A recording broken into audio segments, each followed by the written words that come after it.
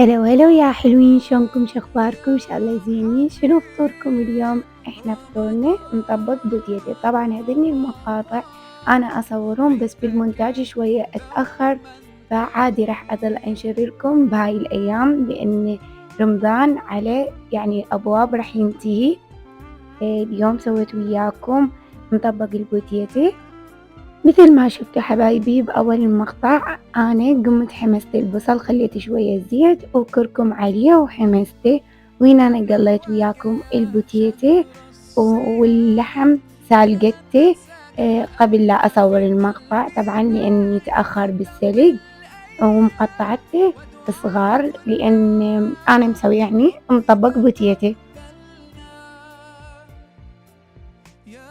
هنا أنا طبعا ضفت الزيت اللي قليت بيه البوتيتي على مود أحمس المواد.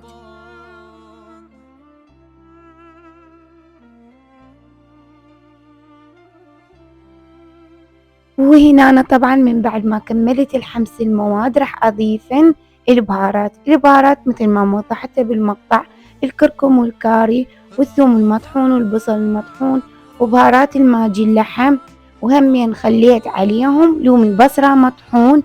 وانتو بكيفكم بعد البهارات اللي تعجبكم تضيفونه بالحشوة.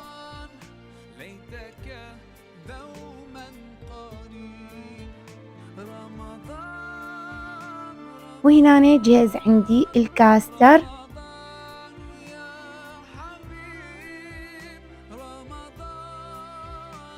من بعد ما جاهز عندي راح أضيفه بالكاسات مالوته وراح أزينه، راح تشوفونه بالمقطع. راح أزينه بشوية بسكت مطحون وراح أخليه فراولة.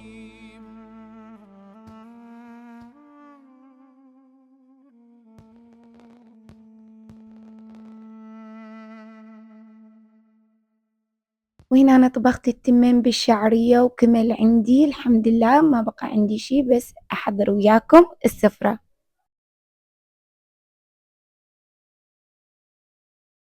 وهنا أنا حضرت وياكم السفرة وسهمكم العافية، ويا رب ينعاد عليكم رمضان بالصحة والعافية وراحة البال وبالعافية، وألف عافية على فطوركم، وباي باي.